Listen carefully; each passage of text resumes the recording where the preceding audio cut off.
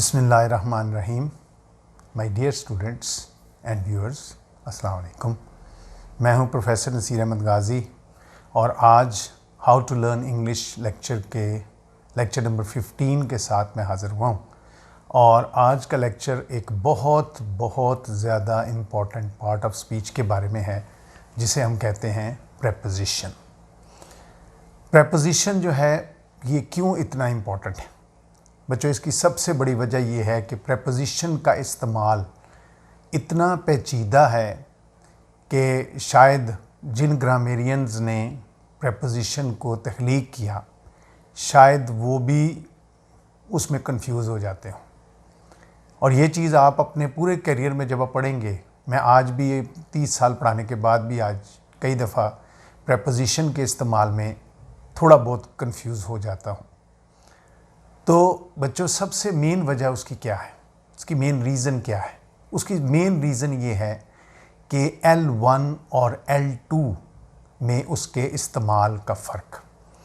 यानी उर्दू लैंग्वेज में L1 जब कहते हैं तो इसका मतलब उर्दू लैंग्वेज, L2 का मतलब इंग्लिश लैंग्वेज।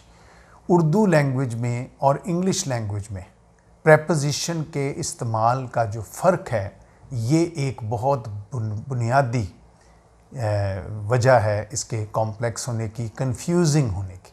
आपको अगर याद हो तो मैंने शुरू के लेक्चर्स में आपको कहा था कि दो ऐसे एलिमेंट्स हैं इसके वोकैबुलरी के जो कंफ्यूज कर देते हैं। उनमें एक था आर्टिकल का इस्तेमाल, वो आपने देखा, मैंने कितनी डिटेल में उसका लेक्चर आपको दिया था। और दूसरा है प्रेपोजिशन। ठीक, तो आज का हमारा लेक्चर बच्चों प्रेपोजिशन के बारे में होगा। और प्रेपोजिशन जो है ये इतना इम्पॉर्टेंट एलिमेंट है कि इसका इस्तेमाल जितना भी आप सीखें वो कम है। कहाँ से सीखना है, कैसे सीखना है, किन चीज़ों को सीखना है, आज का लेक्चर जो है हमारा इसी पे होगा।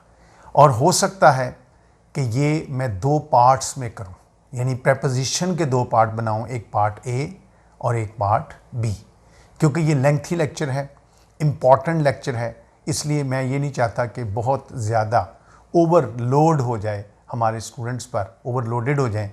तो ये मैं चाहता हूँ कि एक एक चीज़ को ये बच्चे समझें। तो बच्चों, सबसे पहले हम स्टार्ट करते हैं उसी तरह उसके इंट्रोडक्शन से कि सबसे पहले हम देखते हैं कि प्रेपोजिशन होता क्या है, काम क्या है इसका। देखिए, जैसा कंजंक्शन है, कंजंक्शन का काम होता है दो हिस्सों को जोड़ना।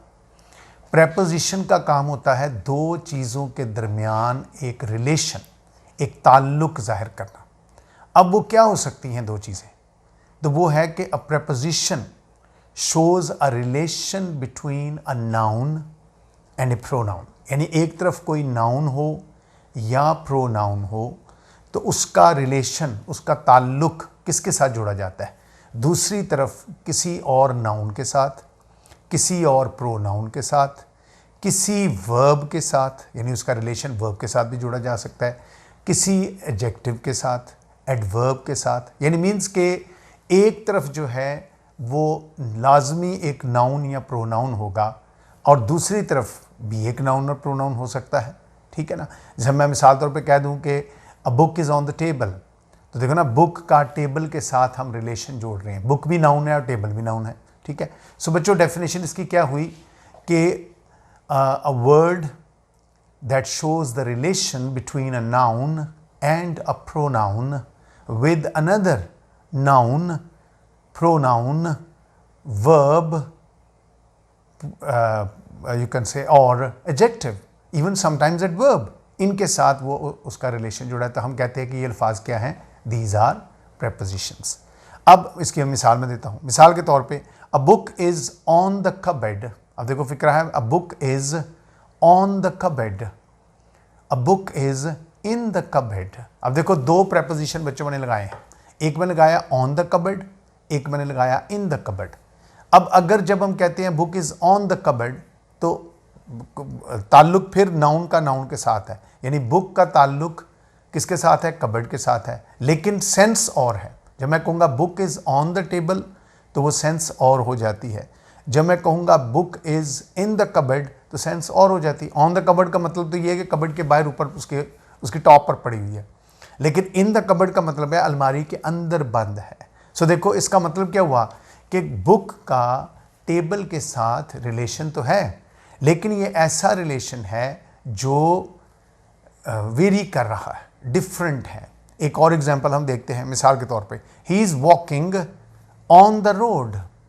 क्या मतलब हुआ? ही is walking on the road. देखो ना, वॉकिंग वर्ब, अमल, वर्ब का ताल्लुक किससे जुड़ा गया है? रोड के साथ जुड़ा गया है। फिर ध्यान से सुने, ही is walking on the road. तो जब ऑन लगाएंगे तो सेंस क्या हुई? सेंस ये हुई कि वर्ब का ताल्लुक नाउन से है, लेकिन वो वर्ब जो हो रहा है, अमल हो रहा है, एक्शन हो रहा है, वो कहाँ हो रहा है? रोड पर हो रहा है, यानी सड़क पर चल रहा है। ठीक है, अगर मैं इसी की जगह प्रेपोजिशन चेंज कर दूं, ही is walking along the road. अब देखो, ताल्लुक फिर अमल का है, यानी वॉकिंग का किसके साथ है? रोड के साथ है। लेकिन अब सेंस चेंज हो गया। जब मैं कहूँगा वॉकिंग अलोंग द रोड, तो अलोंग का मतलब क्या होता है? रोड के ऊपर चल रहा है? नहीं, रोड के साथ साथ चल रहा है। तो बच्चों, ये जो प्रेपोजिशन का यूजेज है कि जिससे प्रेपोजिशन का हमें ये पता चलता है कि प्रेपोजिशन के लगने से एक ताल्लुक ज़ाहिर होता है उस चीज़ का दूसरी चीज़ के साथ। वो ताल्लुक क्या है, किस सेंस में इस्तेमाल होता है, इन चीज़ों पे कमांड हासिल करना इंतहाई ज़रूरी है। और ये एक दिन में नहीं आती, you need a lot of practice, and practice of years, not just days. ठीक, उसके बाद मैं मिसाल देता हूँ, he is fond of cold drink. He is fond यानी उसे पसंद है। पसंद होना अमल नहीं है, पसंद होना एडजेक्टिव है, हालत है। याद है एडजेक्टिव के चैप्टर में हमने पढ़ा था कि कई अल्फाज ऐसे होते हैं जो वर्ब की शक्ल के होते हैं, लेकिन वो बेसिकली स्टेट को ज़ाहिर कर रहे होते हैं। And verb of state basically, जैसे मैंने कहा था, वो बीमार है, ही इज़ इल। ठीक है, तो बीमार होना अमल नहीं है, बीमार होना हालत है। ठीक है, इसी तरह जब मैं कहता हूँ he is fond of what? Cold drink, तो यहाँ किसका किसके साथ रिलेशन आया? फॉन्ड यानी एडजेक्टिव का रिलेशन किसके साथ आया? ड्रिंक के साथ आया, यानी नाउन के साथ आया। तो बच्चों, सबसे पहली चीज़ आई कि फिर मैं बताता हूँ कि प्रेपोजिशंस क्या होते हैं। ऐसे अल्फाज हैं जो दो चीज़ों के दरमियान एक रिलेशन है, जोड़ते नहीं हैं, रिलेशन बताते हैं। इनका इससे क्या ताल्लुक है? देखो, ये मेरे हाथ में ग्लास है। अब ये ग्लास जब ये मेरे हाथ में है तो ये रिलेशन और है। जब ये टेबल पे है, ठीक है, अब मैं कहूँ, देखो मैं उठाया तो मैं क्या कहूँगा? The glass is in my hand. ठीक है, अब मैं यहाँ रखूँगा तो क्या कहूँगा? The glass is on the table. So glass तो वही है, रिलेशन बदल रहा है, ताल्लुक बदल रहा है। सो बच्चों, इस ताल्लुक का इल्म होना इंतहाई ज़रूरी है। ठीक, ये होगी इसकी पहली चीज़। अब आ जाते हैं कि प्रेपोजिशंस जो हैं, why they are difficult. And as I told you in the beginning कि प्रेपोजिशंस इसलिए डिफ़िकल्ट हैं बिकॉज जो यूजेज ऑफ प्रेपोजिशन है L1 में, यानी उर्दू लैंग्वेज में और इंग्लिश लैंग्वेज में डिफरेंट है। अगर जो उर्दू लैंग्वेज का प्रेपोजिशन हो, लफ्जी मतलब तर्जमा हो, मतलब जैसे मैंने अभी कहा कि a glass is on the table, देखो ना, ऑन द टेबल। उर्दू में भी कहूँगा तो मैं कहूँगा ग्लास मेज़ पर है। पर की इंग्लिश क्या होती है? ऑन, यानी पर को अगर डिक्शनरी में देखेंगे तो उसकी इंग्लिश निकलेगी ऑन। तो glass is on the table. So on जब हमने लगा दिया तो हमें कोई गलती नहीं लगी। इसका मतलब वही प्रेपोजिशन उर्दू में था वही इंग्लिश में आ गया। ठीक है ना, मतलब मैं कहूँगा ही is sitting in the room, वो कमरे में। मे की उर्दू इंग्लिश क्या होती है? इन। मे की क्या होती है? इन। तो मैं कहूँगा ही is sitting in the room, तो इन जो है वो उर्दू में भी वही सेंस दे रहा है, इंग्लिश में भी वही सेंस दे रहा है। तो इसका मतलब है यहाँ गलती की गुंजाइश नहीं है। तो फिर गलती कहाँ होती है? बच्चों, गलती वहाँ होती है जहाँ उर्दू का इस्तेमाल और होता है, इंग्लिश का इस्तेमाल और होता है। चूँकि हम प्रेपोजिशन इंग्लिश लैंग्वेज के पढ़ रहे हैं, हम इंग्लिश लैंग्वेज सीख रहे हैं, we have to learn how the English use them, we don't have to learn how the Urdu use them. Urdu, लेकिन जब तजाद आना, जब मैंने अभी कहा पर की अगर अंग्रेज़ी ऑन आ जाती है तो आपको गलती नहीं होगी, अगर मे की अंग्रेज़ी इन आ जाती है तो आपको गलती नहीं होगी। लेकिन अगर पर का मतलब कुछ और हो, उर्दू में पर हो, इंग्लिश में कुछ और हो, तो ये यहाँ गलती के बहुत चांसेस होते हैं। इसलिए प्रेपोजिशन में अक्सर स्टूडेंट्स जो हैं बहुत गलतियाँ करते हैं। बच्चों, ये लेक्चर्स बड़े तवज्जो से सुनने हैं क्योंकि ये बहुत कॉम्प्लिकेटेड चीज़ है। ठीक है, अब इसमें बेशुमार वजूहात हैं। सबसे बड़ी वजह मैंने बता दी कि the difference between the use of preposition in Urdu and in English। तो इसमें हमने देखना है कि what are the different ways। तो सबसे पहली वजह क्या है? What are the different ways in which a preposition is used in Urdu and in English? First is there are certain words with which we use preposition in English but not in Urdu, यानी English में लगाते हैं। अब हमें चूंकि English language सीखनी है, हमें याद रखना पड़ेगा इंग्लिश में लगना है, उर्दू में नहीं लगना। बस मिसाल के तौर पे I go to school every day, अब इसको उर्दू में हम पढ़ें तो क्या होगा? मैं रोज़ाना स्कूल जाता हूँ, रोज़ाना स्कूल जाता हूँ, मैं रोज़ाना स्कूल जाता हूँ। रोज़ाना हो गया एवरीडे, स्कूल हो गया स्कूल, जाता हूँ हो गया गो। टू कहाँ है? उर्दू में टू नहीं है। अब टू का उर्दू में तर्जमा करें तो होता है को, तो ये तो फिक्रा बन गया मैं रोज़ाना को स्कूल जाता हूँ। कैसा फिक्रा होता है? नहीं होता। तो ये देखो, ये पहली वजह एरर की, पहली वजह कन्फ्यूजन की बच्चों ये है कि उर्दू में प्रेपोजिशन नहीं लगना लेकिन इंग्लिश में प्रेपोजिशन लगना है। इसे हमें इंग्लिश का याद रखना पड़ेगा। अब मिसाल देखें, आई गो टू स्कूल, तो गो के साथ क्या लगा? To school every day. लेकिन इंग्लिश में क्या होगा? मैं स्कूल को जाता हूँ? नो, मैं स्कूल जाता हूँ, मैं रोज़ाना स्कूल जाता हूँ। उर्दू में प्रेपोजिशन नहीं लगा, इंग्लिश में लगा। पहला इस्तेमाल। एक और एग्जाम्पल देख लें, ही केम टू माई हाउस। उसी तरह he came to my house last night, वो कल रात मेरे घर आया था। ठीक है, ये नहीं मैं कहूँगा वो कल रात मेरे घर को आया था, कभी नहीं कहेंगे, हम कहेंगे वो कल रात मेरे घर आया था। ठीक है, सिंपल। तो हम क्या कहेंगे? He came to my house last night. ठीक, तो ये क्या हो गया? तो इसका मतलब है इंग्लिश में टू लगा है, उर्दू में ये टू नहीं है। तो जो first reason of confusion of the use of preposition is that we don't use a preposition in Urdu sometimes but we have to use it in English. ठीक, दूसरा इस्तेमाल इसका ऑपोजिट कर दें कि there are certain words in which we don't use preposition in English but we definitely use in Urdu. उल्टा कर लो ना कि इंग्लिश में नहीं यूज होगा, उर्दू में लाजमी यूज होगा। अब उर्दू में अगर यूज हुआ है तो फिर हमने गलती करनी है। अब उर्दू में एक प्रेपोजिशन लगा हुआ है उर्दू के फिक्र, क्योंकि मैंने आपको तीसरे या दूसरे लेक्चर में कहा, पहले लेक्चर में बल्कि कहा था कि कुछ भी हो जाए, we Pakistanis when we are learning English we can not get rid of L1, we can not get rid of Urdu language. वो हमारी रग रग में है। हम जितना मर्जी कोशिश करें, जितना मर्जी कहें कि भाई नहीं हमने इसको नहीं इस्तेमाल करना, वो हो ही नहीं सकता। That is not possible. एक चीज़ जो पॉसिबल नहीं होती फिर then you have to cope with it. So एक और अब देखें दूसरा रूल क्या हुआ कि there are certain words with which we don't use a preposition in English but we have to use it in Urdu. Urdu में लाजमी होगा। मिसाल देखें, India attacked Pakistan in 1965। India attacked Pakistan in 1965, ये इंग्लिश में लिखा गया। कोई प्रेपोजिशन लगा? बिल्कुल नहीं लगा। उर्दू में जब बोलेंगे इस फिक्र को तो क्या कहेंगे? इंडिया ने 1965 में पाकिस्तान पर हमला कर दिया। अब इसमें पर का लफ्ज़ इस्तेमाल हुआ है, उर्दू में पर के बगैर ये फिक्र। अब कहेंगे इंडिया पाकिस्तान हमला कर दिया।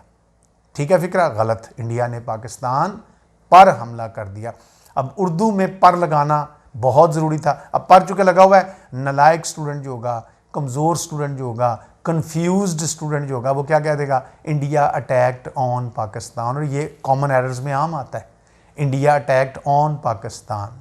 हाँ, ऑन लगेगा जब ये नाउन के तौर पे इस्तेमाल होगा। India's attack on Pakistan was severe. जैसे मैं कहता हूँ इंडिया का हमला बहुत सख्त था। इंडियाज अटैक, अब ये अटैक यहाँ वर्ब नहीं है, नाउन है बच्चों। यही चीज़ मैंने आपको कहा था, पार्ट्स ऑफ स्पीच में आपने ये सीखना है कि किस लफ्ज़ का इस्तेमाल हम सीख रहे हैं, किस लफ्ज़ को किस अंदाज में। देखो ना, मैंने कहा इंडियाज अटैक ऑन पाकिस्तान। अब यहाँ ऑन लगा, इंग्लिश में भी लगा, उर्दू में भी लगा। अब यहाँ गलती नहीं होगी। इंडिया का पाकिस्तान पर हमला बहुत सख्त था, तो India's attack on Pakistan was very severe. बिल्कुल ठीक हो गया, ठीक है ना। लेकिन वो नाउन है। जब एज ए वर्ब यूज़ करते हैं, इंडिया ने पाकिस्तान पर हमला कर दिया, तो हम कहेंगे India attacked Pakistan. Will not use any preposition. अब यहाँ गलती की गुंजाइश मौजूद है। ठीक, एक और मिसाल देखते हैं। Tanveer married Shahla last year. अब उर्दू में जब हम देखें, Tanveer married Shahla last year. अब इसको जब हम उर्दू में लिखते हैं तो ये उर्दू में क्या होगा? तनवीर ने शहला से शादी की। हम ये नहीं कहेंगे तनवीर शहला शादी की, तनवीर ने शहला से। तो से उर्दू में जो है वो इंग्लिश में, अब देखो ना से की उर्दू इंग्लिश क्या होती है generally, with.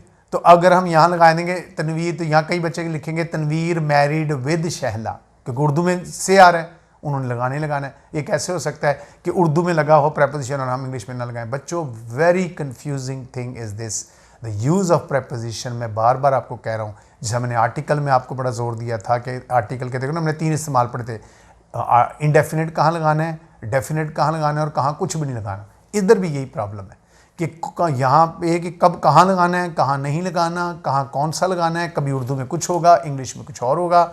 You have to be very vigilant about it, और ये इसके लिए you have to practise and practise and practise. मैं आगे चल के बताता हूँ वो क्या क्या चीज़ें हैं जो आपने प्रैक्टिस करनी। कुछ जो हम चीज़ें मखसूस हैं वो हम याद, पर्टिकुलर यूजेज तो मैं आपको कराऊंगा, लेकिन इसका जनरल यूजेज बहुत है, वो अभी आपको बाद में बताता हूँ। So Tanveer married Shahla last year, Urdu में क्या होगा, तनवीर ने शहला से शादी की पिछले साल। तो से उर्दू में लगा है, इंग्लिश में इस्तेमाल नहीं हुआ। ठीक, अब ये तो हो गया दूसरी वजह। तीसरी वजह अभी जो मैंने बोली है कि प्रेपोजिशन, थर्ड यूजेज है कि you will use a preposition in Urdu and you will use a preposition in English, लेकिन you will use differently for both of them. यानी इंग्लिश के लिए प्रेपोजिशन और होगा, उर्दू के लिए प्रेपोजिशन और होगा, दोनों के लिए आप मुख्तलिफ अंदाज में इस्तेमाल करेंगे। प्रेपोजिशन जो है वो लाजमी लगना है, ये नहीं है पिछले 2 में क्या कहा कि या उर्दू में लगेगा या इंग्लिश में लगेगा, अब ये दोनों में लगेगा लेकिन डिफरेंट लगेगा। मसलन मिसाल के तौर पर, सो रूल क्या हुआ नंबर 3 कि some prepositions are used both in English and Urdu but differently, अब यहाँ डिफरेंस होगा तो गलती होगी। ठीक है, अगर हमें लफ्जी तर्जुमा करना है, हम आदी हैं, पर का मतलब हमने ऑन ही लिख रहे हैं। अब देखो मिसाल के तौर पे, I shall come to your house on Monday, I shall come to your house on Monday, कि मैं मंडे, अब उर्दू में देखो कि मैं सोमवार को तुम्हारे घर आऊँगा, को, पर नहीं, ये नहीं कि मैं सोमवार पर आऊँगा तुम्हारे घर, नहीं, सोमवार को आऊँगा, पीर को आऊँगा। ठीक है, अब उर्दू में ये आ रहा है को, इंग्लिश में क्या आ रहा है ऑन, पर। ये गलती की बुनियादी वजह, अब जो नलायक स्टूडेंट होंगे फिक्रा फर्ज के लिखा होगा मैं सोमवार को तुम्हारे घर आऊँगा, तो वो कहेगा, वो क्या कहेगा, I shall come to your house to Monday, लफ्जी तर्जुमा कर रहे हैं ना, नो, ऑन मंडे। तो आपको ये रूल पता है, ये आगे हम रूल पढ़ेंगे कि टाइम के साथ कौन कौन सा प्रेपोजिशन इस्तेमाल करना चाहिए। ये मखसूस इस्तेमाल होगा ना, ये रट्टा लगाना है, इसमें बहुत चीज़ें जो आपको याद रखनी पड़ेगी। ठीक, इसके बाद चौथा इस्तेमाल ये है कि sometimes prepositions are used differently in English, English में मुख्तलिफ अंदाज में यूज़ होते हैं। ठीक है, और डिफरेंट कॉन्टेक्स्ट देते हैं। Whereas the similar preposition used in Urdu, Urdu में एक ही प्रेपोजिशन होगा, एक ही प्रेपोजिशन दोनों का काम करेगा, लेकिन इंग्लिश में वो डिफरेंट यूज होगा। मसलन मिसाल के तौर पे, ही is sitting in the room, वो कमरे में बैठा है, कमरे में बैठा है, या he is walking in the room, कमरे में चल रहा है, he is sitting in the room, वो कमरे में बैठा है, he is sitting in the room, in the room. ठीक, अगली मिसाल देखें, he is going into the room, वो कमरे में जा रहा है। अब देखो ना, ये मैं भी पढ़ाऊंगा आगे आपको कि ये मखसूस यूजेज है ना। अब देखो ना, उर्दू वही आई, दोनों में प्रेपोजिशन लगा है, उर्दू में एक ही लगा है, कमरे में चल रहा है, कमरे में बैठा है, कमरे में जा रहा है। अब मैं जब कहूँ कमरे में जा रहा है तब भी वही सेंस है, अगर कहूँ कमरे में बैठा है तब भी वही सेंस है, कमरे में चल रहा है तब भी वही। उर्दू में कोई फ़र्क, सेंस डिफरेंट है, सॉरी सेंस डिफरेंट है, वर्ड एक है। तो उर्दू बड़ी आसान है, लेकिन इंग्लिश में अगर वो कमरे में बैठा है, ये चल रहा है, कमरे की हदूद के अंदर है तो हम लगाएंगे इन, लेकिन अगर वो कमरे में जा रहा है, फ़िक्रा क्या सेंस दे रहा है कि वो बाहर था और बाहर से अंदर जा रहा है, तो फिर हम सेंस क्या लगाएंगे, इनटू। उर्दू इसकी भी क्या होगी, में। तो बच्चों चौथी वजह ये होती है कि उर्दू में प्रेपोजिशन इस्तेमाल होते हैं और इंग्लिश में जो है वो भी इस्तेमाल होते हैं, लेकिन उर्दू का एक ही प्रेपोजिशन 2-3 काम कर लेता है, जबकि इंग्लिश का लिए आपको सेंस के मुताबिक, कॉन्टेक्स्ट के मुताबिक डिफरेंट प्रेपोजिशन लगाना पड़ता है। ठीक, आखिरी वजह बच्चों ये है कि कुछ प्रेपोजिशंस ऐसे होते हैं जिनमें वर्ब एक ही होता है, एक ही वर्ब है इंग्लिश में।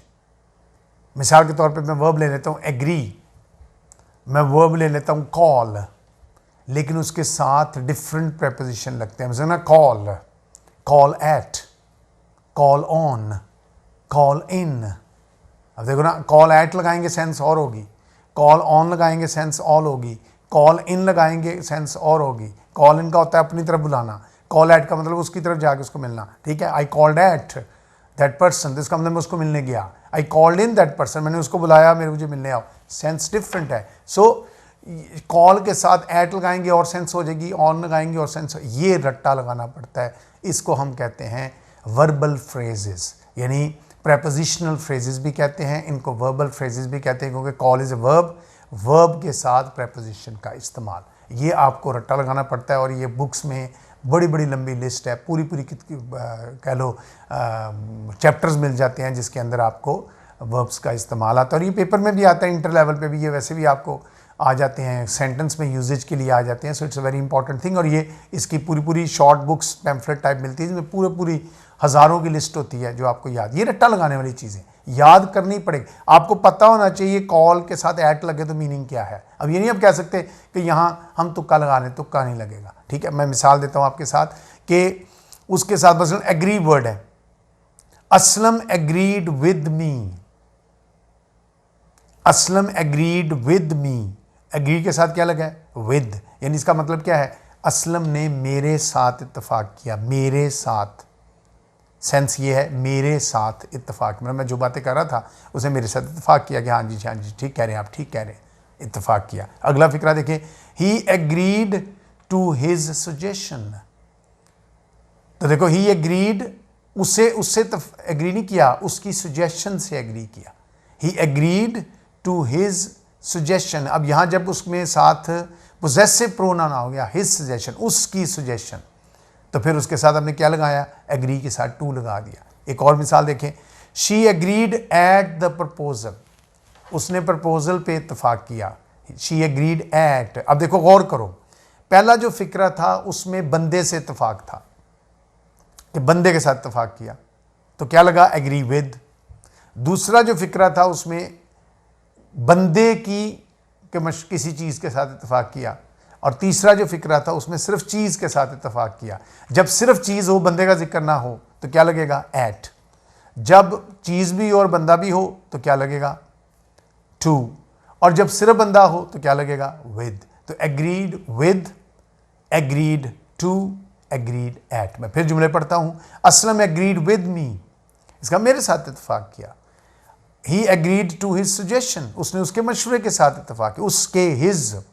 और तीसरा, ही एग्रीड एट द प्रपोजल, उसने मशवरे से यानी बात से इत्तेफाक किया, ठीक है। सो बच्चों, ये है प्रेपोजिशंस का इस्तेमाल, बहुत इंपॉर्टेंट इस्तेमाल है, ठीक है। इंग्लिश में ये बहुत ज़्यादा इस्तेमाल होते हैं, इसलिए इनको आपने याद रखना है। ये रीज़न्स हैं, ये वजूहात, 5 वजूहात आपको बताई कि क्यों जो है वो प्रेपोजिशंस की गलतियां जो हैं वो होती हैं। मुझे उम्मीद है आपको इन बातों की समझ आई होगी।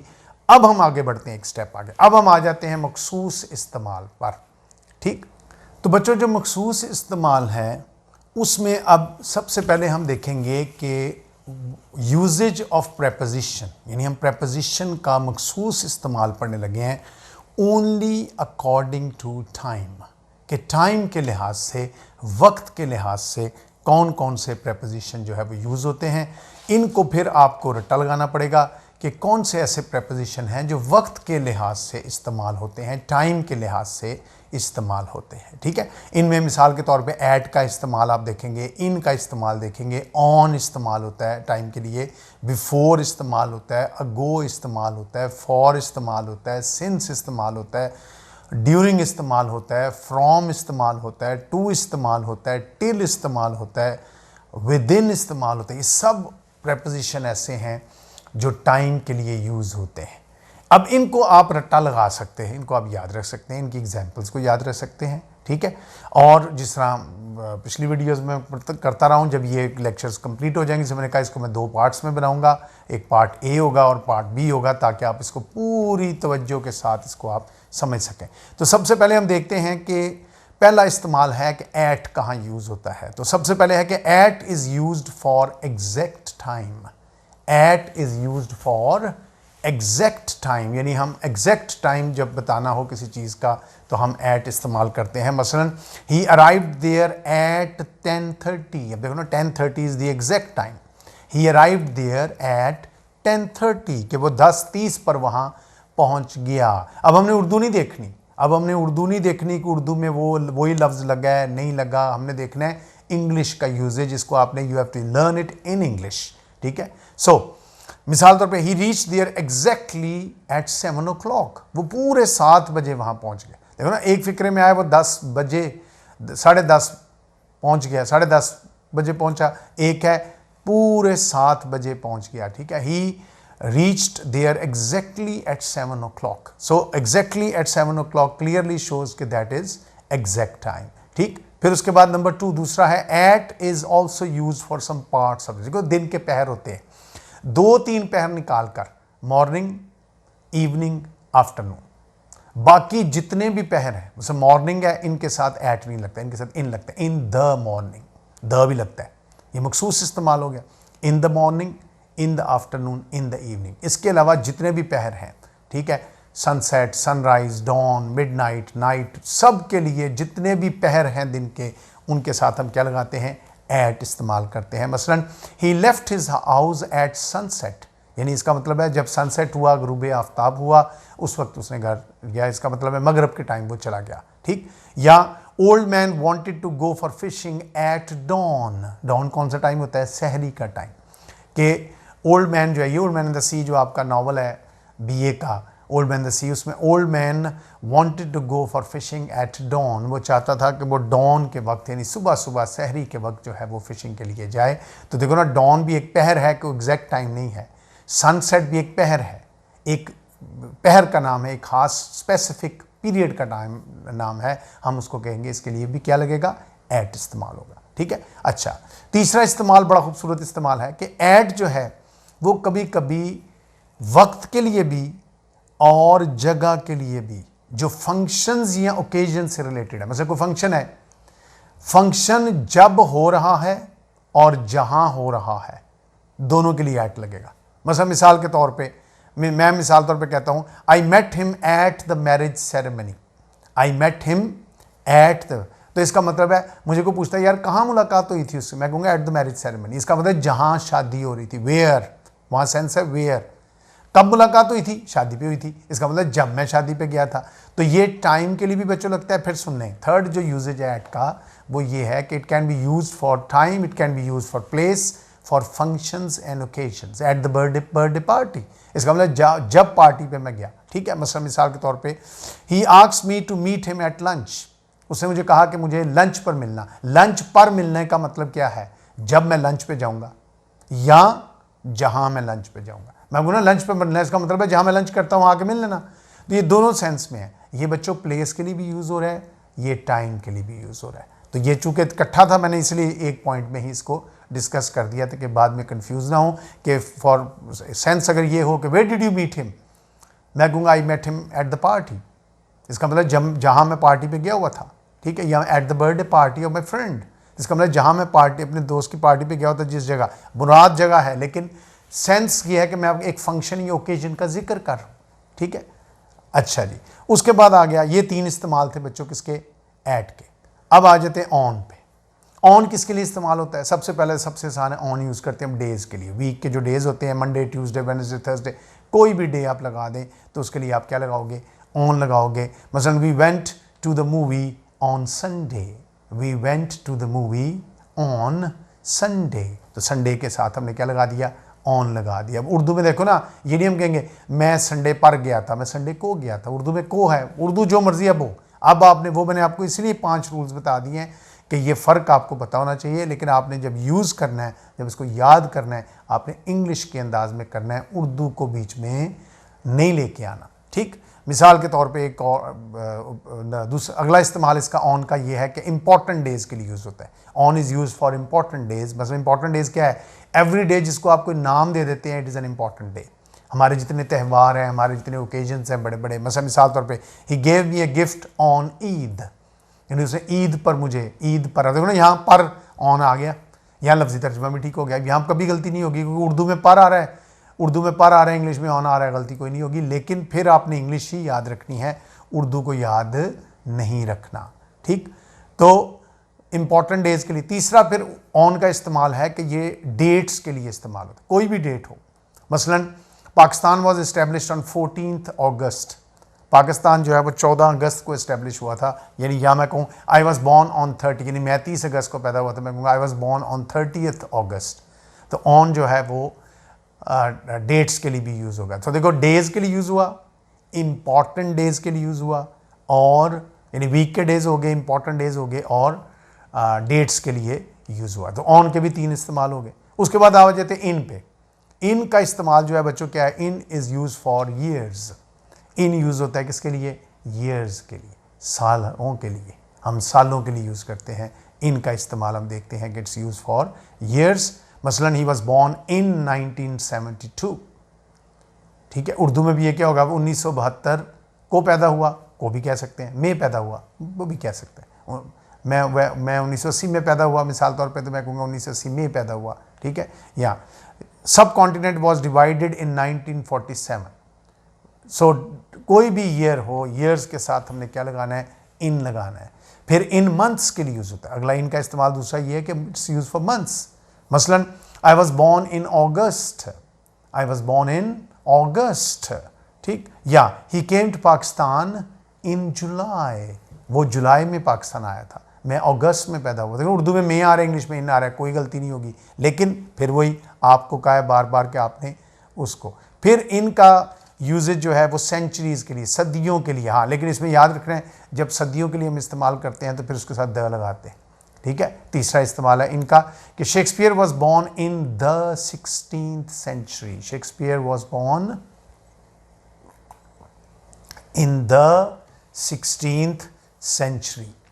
ठीक, the 2 world Wars took place in the 20th century। दोनों जंगे अजीमें जो है वो कब हुई थी, 20वीं सदी में हुई थी। इन द जरूर लगाना है इनके साथ, ये मखसूस रट्टा लगाना पड़ेगा। फिर अभी जैसे मैंने पीछे कहा कि हम एट इस्तेमाल करते हैं पहर के लिए, 3 पहर छोड़कर, वो जो 3 पहर हैं, इन the morning, in the afternoon, in the evening. फिर देखिए इन द लगाना ज़रूरी है इनके साथ, ये रट्टा है, आपको याद रखना पड़ेगा कि in is use for some parts of the days, और these are 3 parts of days, in the morning, in the evening, in the afternoon. I go for a walk in the evening, मैं शाम को walk के लिए, मैं शाम को, देखो ना उर्दू में आ रहा है मैं शाम को, इंग्लिश में क्या आ रहा है, इन, यहाँ गलती होगी, ठीक है ना। आई गो इन द इवनिंग, मैं शाम में नहीं जाता, शाम को जाता हूँ। ठीक है, why didn't you meet me in the morning, तो मुझे सुबह क्यों नहीं मिले थे।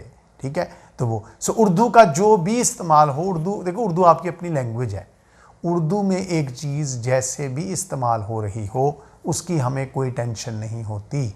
इसलिए टेंशन नहीं होती क्योंकि वो ऐसा इस्तेमाल होता है जो हम रोज़ बोल रहे होते हैं, हमसे उसमें गलती की गुंजाइश जो है वो नहीं होती। ठीक, उसके बाद आ गया कि हम तो इनके देखो कितने इस्तेमाल हुए, 4 इस्तेमाल हुए इनके, कि इन जो है वो ईयर्स के लिए भी इस्तेमाल हो रहा है, इन जो है मंथ्स के लिए भी इस्तेमाल हो रहा है, इन जो है वो पार्ट्स ऑफ डेज के लिए भी इस्तेमाल हो रहा है, और इन जो है वो सेंचुरीज़ के लिए भी इस्तेमाल हो रहा है।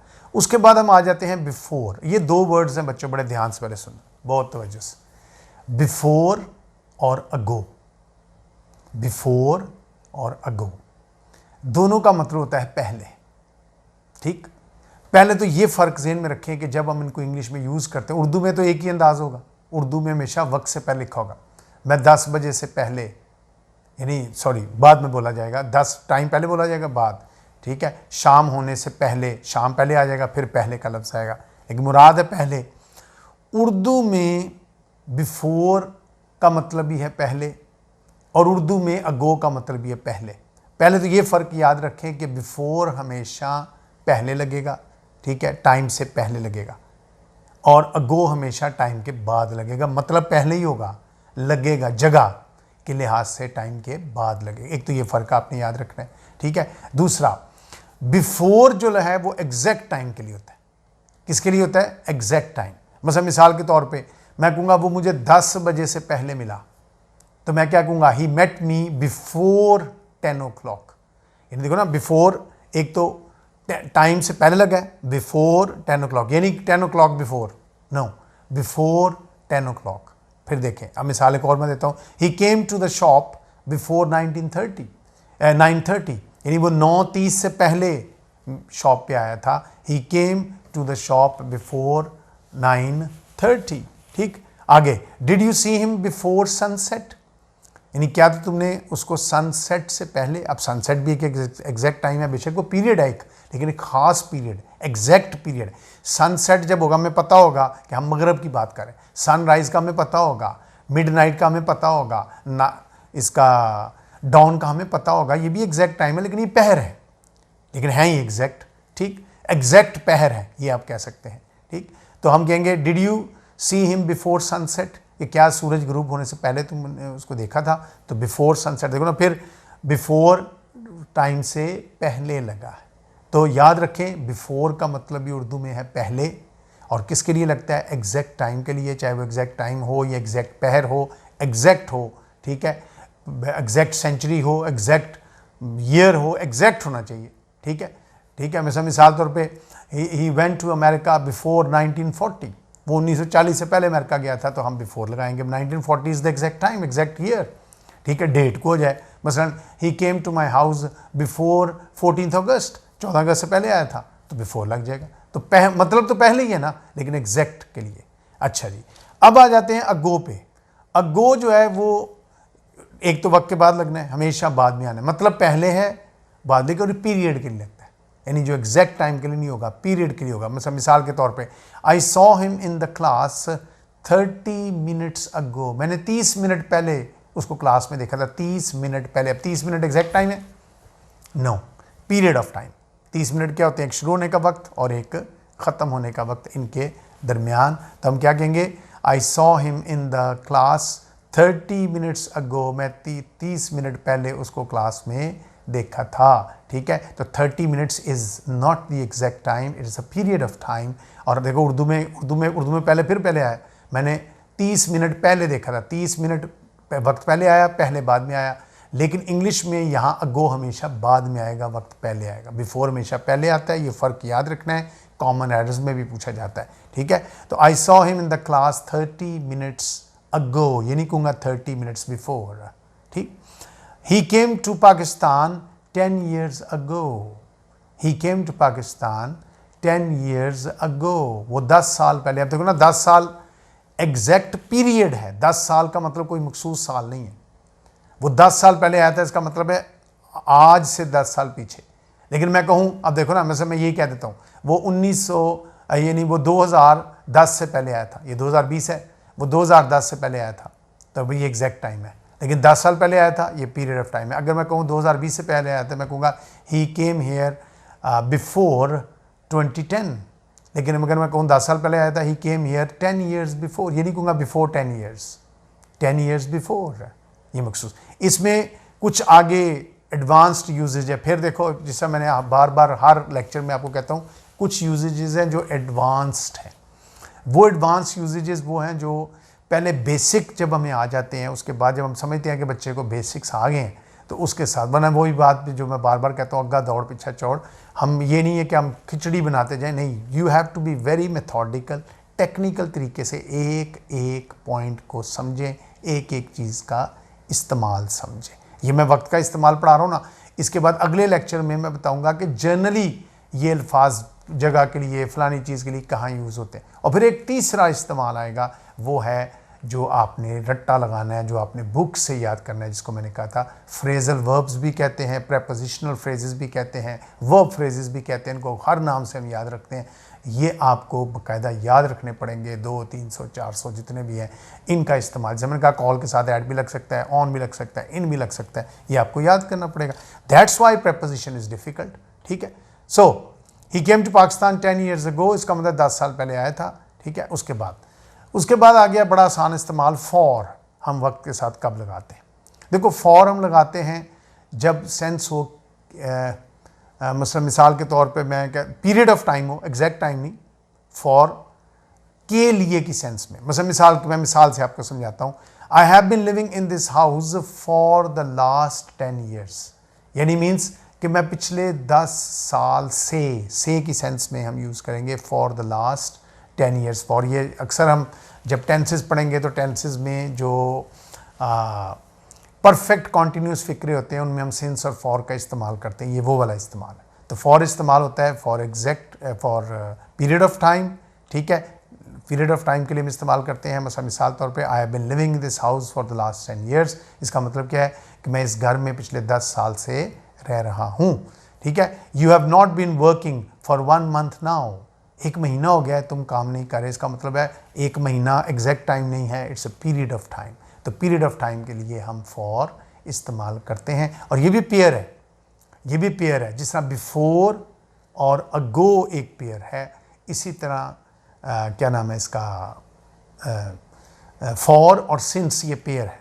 यानी जहाँ फॉर नहीं लगना वहाँ सिंस लगना है, जहाँ सिंस नहीं लगना वहाँ फॉर लगना है, ठीक है। सिंस जो है वो एग्जैक्ट टाइम के साथ लगता है, सिंस जो है वो किसके लिए लगता है, एग्जैक्ट टाइम के साथ लगता है। और पहले लगता है, मिसाल के तौर पे he has been teaching in this college since 1990, जैसे मैं अपनी बात कर सकता हूँ कि I have been teaching eight मरे कॉलेज, ठीक है, कब, सिंस 1990, 1990 से मैं पढ़ा रहा हूँ। I have been teaching since 1990। तो 1990 अब पीरियड हुआ कि एग्जैक्ट टाइम हुआ। लेकिन अगर मैं कहूँ मैं 30 साल से पढ़ा रहा हूँ तो अब मैं क्या कहूँगा, फॉर 30 ईयर्स।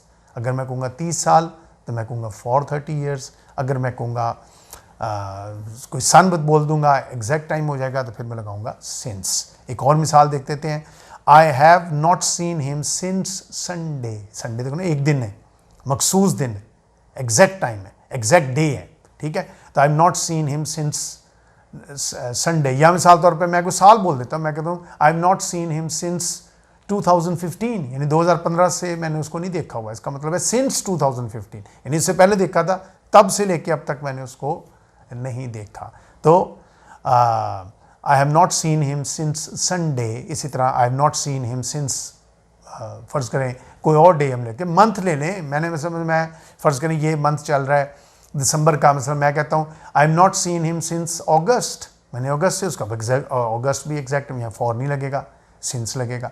सो सिंस और फॉर ये एक आपस में एक जोड़ी है जो कि यूज़ होते हैं एक दूसरे के। सिंस लगता है एग्जैक्ट टाइम के लिए, वो चाहे एग्जैक्ट डेट हो, चाहे वो एग्जैक्ट टाइम हो, वो एग्जैक्ट मंथ हो, वो एग्जैक्ट सेंचुरी हो, वो एग्जैक्ट ईयर हो, उसके साथ सिंस लगेगा। और जो पीरियड ऑफ टाइम हो, चाहे मिनट्स में हो, ईयर्स में हो, डेज़ में हो, 30 years, 40 years, 10 minutes, 20 minutes, 5 days, 10 days, ठीक है, तो उनके लिए हम क्या लगाएंगे, फॉर इस्तेमाल करेंगे, ठीक है। बड़ा इंपॉर्टेंट इस्तेमाल था बच्चों, ये भी चूँकि कन्फ्यूज़ करता है।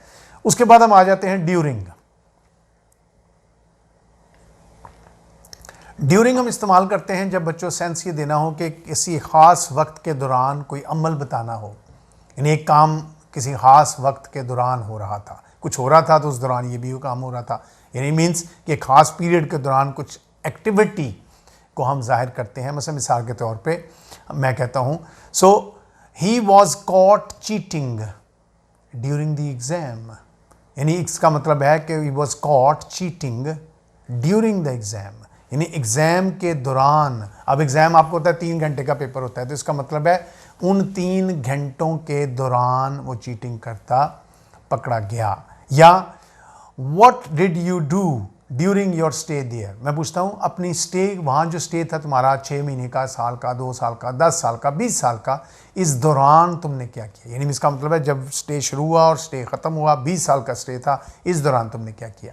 सो ड्यूरिंग जो है वो दौरान की सेंस देता है, कोई वाक़या, कोई चीज़ किसी वक्त के दौरान आ जाए। अब देखो ना, ये 1990 के दौरान तो नहीं बोल सकते ना, हाँ 1 साल के दौरान हाँ बोल भी सकते हैं। सेंस अगर ये हो कि सिर्फ ये साल के दौरान तुमने क्या किया, मतलब मैं कहूँगा 2020 के दौरान तुमने क्या किया, तो ड्यूरिंग 2020 कह सकता हूँ मैं, वो मुराद होगी कि जनवरी से लेकर दिसंबर तक तुमने क्या किया, ठीक। उसके बाद आ जाता है विदिन। देखो विदिन जो है ना बच्चों, ये ड्यूरिंग का ही साथी है, लेकिन ये इस्तेमाल होता है जब हम कोई लिमिटेड वक्त, विदिन आप एक मखसूस वक्त की लिमिटेशन दे दें, लिमिटेड कर दें उस वक्त को, तो हम उसके लिए क्या इस्तेमाल करते हैं, हम इस्तेमाल करते हैं विदिन, ठीक है। मतलब मिसाल के तौर पे कि limitation of specific time, you have to complete the paper within 3 hours, यानी you have to complete the paper within 3 hours, यानी 3 घंटे के अंदर अंदर तुमने ये पेपर जो है वो देना है। इसका मतलब 3 घंटे का टाइम है, within 3 hours you have. या मैं कहता हूँ अच्छा भी I am giving you 30 minutes, you have to complete this question within 30 minutes.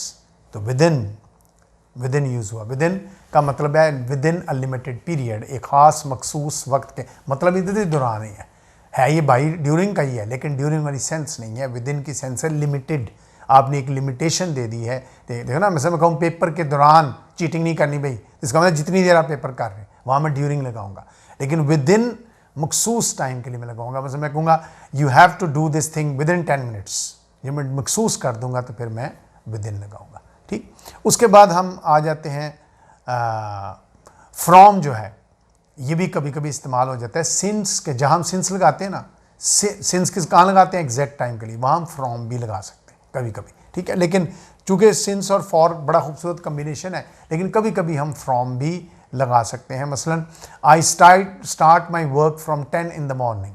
ठीक है, तो इसका मतलब क्या है कि मैं सुबह 10 बजे से अपना काम, 10 बजे से, सिंस का मतलब ही से है। ठीक है, तो लेकिन अगर फर्ज कर मैं कहता हूँ कि मैं 10 बजे से काम कर रहा हूँ, तो वहाँ फिक्रे की सेंस है, वहाँ मैं कहूँगा आई बिन वर्किंग सिंस। वहाँ मैं कह दूँ आई बिन वर्किंग फ्रॉम 10 o'clock, चलेगा, वो भी चलेगा, लेकिन खूबसूरत सिंस लगेगा। लेकिन मैं वैसे बता रहा हूँ कि आई स्टार्ट माई वर्क, मेरा काम करने का अंदर, वो कहते हैं यार डेली दुकान कितने बजे स्टार्ट कर लेते हो, मैं कहता हूँ यार 10 बजे स्टार्ट कर लेता हूँ। तो 10 बजे जब मैं कहूँगा तो मैं कहूँगा आई स्टार्ट माई शॉप या open my shop from 10 AM। ठीक है, या 10 बजे से फ्रॉम 10 AM, और फिर अगला टाइम बेशक मैं बोलूँ या ना बोलूँ, सेंस ये हो। ठीक है, लेकिन अगर मेरी सेंस एक बार हो, कितने बजे खोलते हो, 10 बजे, तो मैं कहूँगा एट, वो पहला इस्तेमाल, सबसे पहला इस्तेमाल। उसके बाद आ गया कि टू, कभी कभी फ्रॉम और टू का कम्बिनेशन भी बनता है कि फ्रॉम होता है स्टार्टिंग टाइम के लिए और टू होता है जिस टाइम तक आप जाते हैं। मिसाल तौर पे मैं एक काम शुरू करता हूँ 4 बजे और लेके जाता हूँ एंडिंग टाइम उसका है 10 बजे।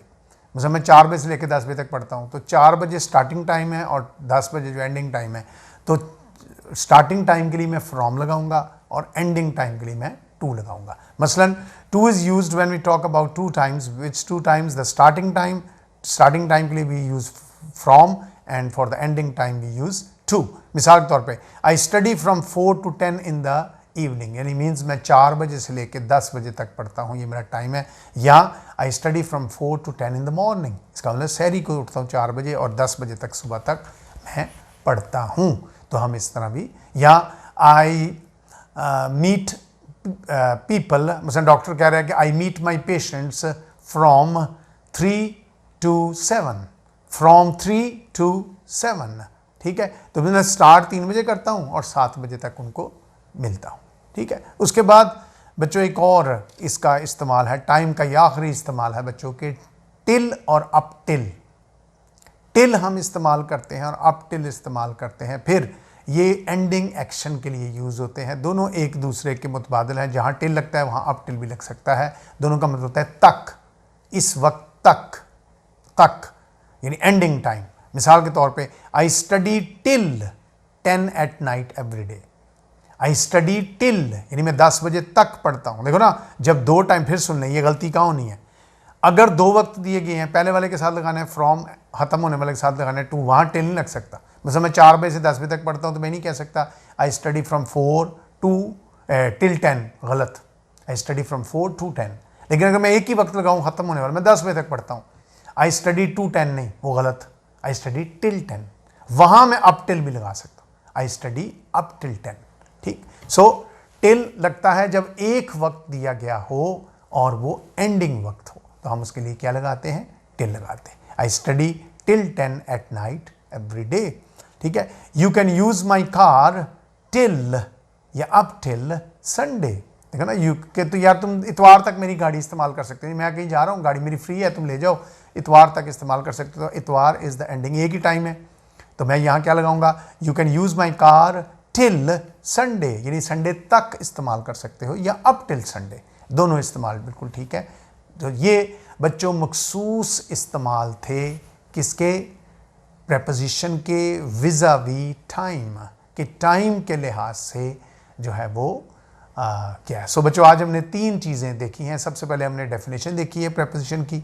दूसरी चीज़ आज के लेक्चर में हमने क्या देखा है कि प्रेपोजिशंस में उर्दू और इंग्लिश में जो कन्फ्यूजन है वो क्या है, यूजेज में क्या फ़र्क है, वो 5 फ़र्क थे वो आपके सामने डिस्कस किए। और फिर सबसे इम्पॉर्टेंट चीज़ फिर हमने 19 इस्तेमाल देखे हैं, किसके, टाइम के। एट को भी देखा है, इन को भी देखा है, ऑन को भी देखा है, टिल को भी देखा है, टू को भी देखा है, फॉर को भी देखा है, सिंस को भी देखा है, फ्रॉम को भी देखा है, विद इन को भी देखा है, ड्यूरिंग को भी देखा है। सारे इस्तेमाल देखे हैं। इनको आपने याद करना है, रट्टा लगाना है, बार बार रिवाइज। ये मेरी बच्चों लेक्चर का यानी प्रेपोजिशन के लेक्चर का पार्ट ए यहाँ ख़त्म हो जाता है। इंशाल्लाह नेक्स्ट वीडियो में मैं पार्ट बी के साथ हाज़िर हूँगा। और पार्ट बी में हम कोशिश करेंगे कि 2 चीज़ें उसमें भी हम करें। एक तो जनरल इस्तेमाल जो बाकी है, मसलन जगहों के साथ कैसे लगाते हैं, फ़लानी सेंस में क्या लगाते हैं, बड़ा इंपॉर्टेंट है, बहुत कंफ्यूजिंग है वो बड़ा ध्यान से समझने वाली चीज़ें हैं। और उसके बाद फिर हम इंशाल्लाह उसकी एक्सरसाइज में कोशिश करूँगा कि अगली वीडियो में ये 2 चीज़ें हमारी हो जाए। ठीक है, मुझे उम्मीद है आपको लेक्चर पसंद आया होगा। ठीक है, जो नए मेरे व्यूअर्स हैं वो इसको लाइक करें, चैनल को सब्सक्राइब करें, आगे फ्रेंड्स के साथ शेयर करें। बच्चों, ये गोल्डन वर्ड्स हैं, ये मेरी ज़िंदगी का एक्सपीरियंस है, इसका भरपूर फ़ायदा उठाएं। अल्लाह ताला आपका हामी नासिर हो। खुदा हाफिज़।